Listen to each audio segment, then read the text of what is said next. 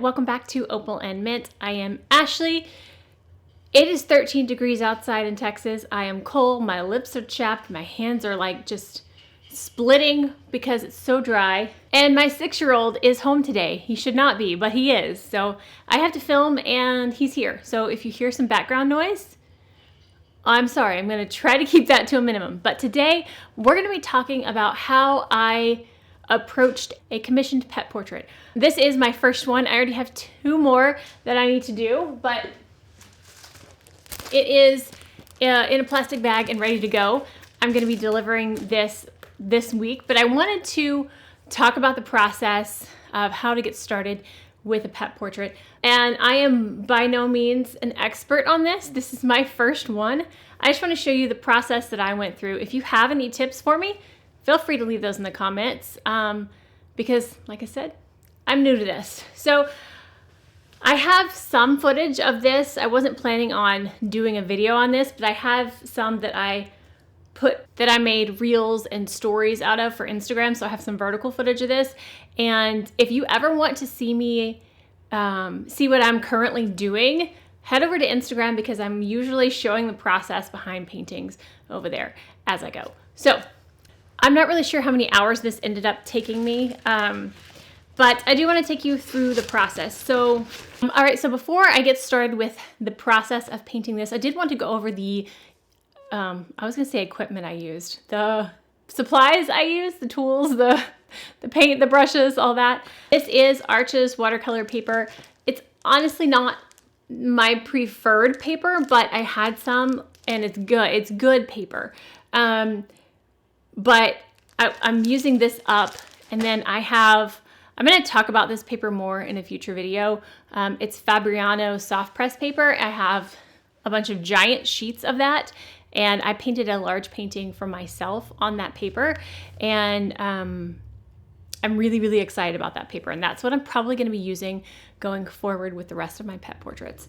But this particular one was done on Arches. I used my Daniel Smith paints. Those are my go-tos, my tried and trues, the ones that I fully rely on and trust to behave the same way every time and to last and perform well. So there's only a few colors in this. I actually bought some new brown colors from Daniel Smith for this specifically because all I had was Tiger's Eye Genuine because it came in a palette. It's not my favorite. And then Van Dyke Brown. Those are the only 2 browns that I had. And I wanted some warmer browns. So I got burnt sienna or raw sienna. I can't remember.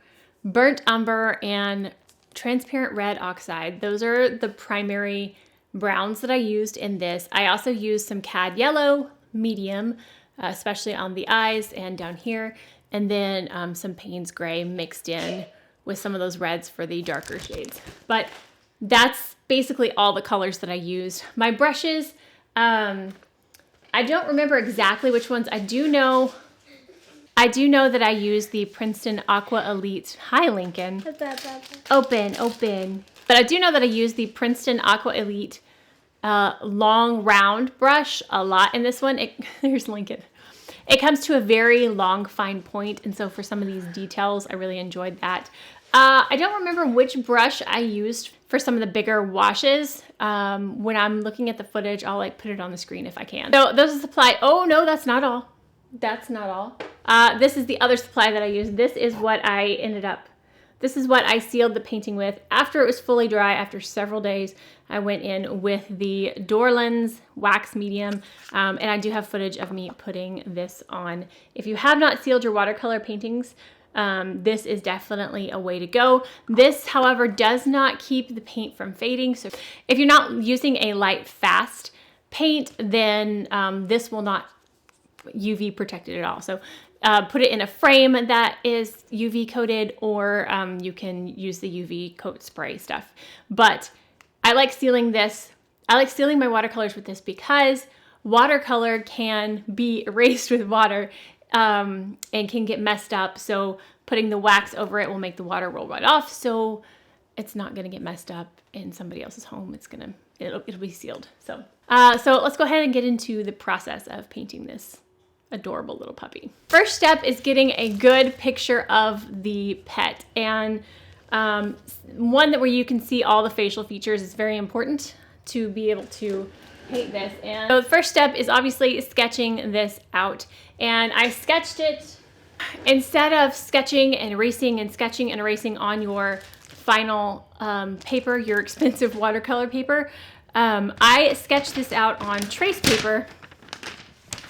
So here's my trace paper sketch. I don't know if you can even see that on camera, but I sketched it out on trace paper so I could then put this on the watercolor paper and do the light sketch of it, so I would know where I'm painting what. So step one is having a good photo and getting a good sketch of it. I did some trial runs before I did this, painting some different animals, and I found for me it's crucial to start with the eyes. I didn't get any footage of the eyes, although at the end I did get footage of me fixing an eye. But anyways, so from there, I just have a little bit of footage here and there of painting in the ears. The main thing that I learned in this process is with these pet portraits, for me, if you're wanting to do any kind of details on it, it's all about layering. And so it was over several days because I would paint some, let it dry fully, and layer some more color on top to get that depth. And a lot of it is wet on wet. So there's not a ton of this that is wet on dry. Some of the finer details obviously are, like the eyes and the nose and stuff, but most of the animal is done wet on wet. And you'll see this in the footage that I'm putting on screen as well. But anyway, so here's the rest of the process. Again, a lot of wet on wet, a lot of layering, blending out those details on the body.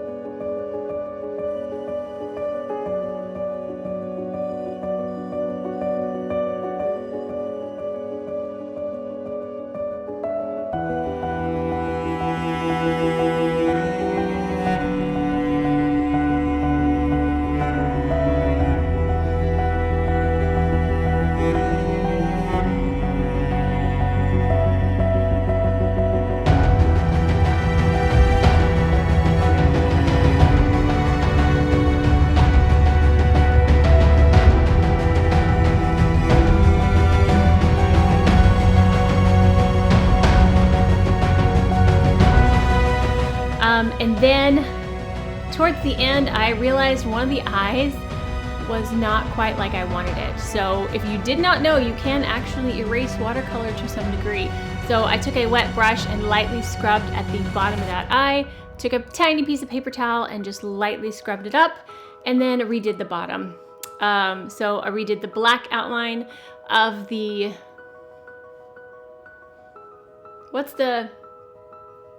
not the pupil, the iris? Why can't I think? Anyways, and then I filled in with a couple of different layers of the colors of the eye. And again, for the eyes, it was all about layering the colors. I started light and went darker. But yeah, here is the finished puppy. I think it's adorable. The next one I have is a black dog with some like white speckles. So that one should be interesting. This was a nice, cute, fun one to start with. When I saw the picture of this dog, I was like, yes, immediately, because those ears are just too cute. Yeah, if you have any questions about my process, let me know in the comments below. And also, if you have any tips going forward with more pet portraits, please let me know in the comments below.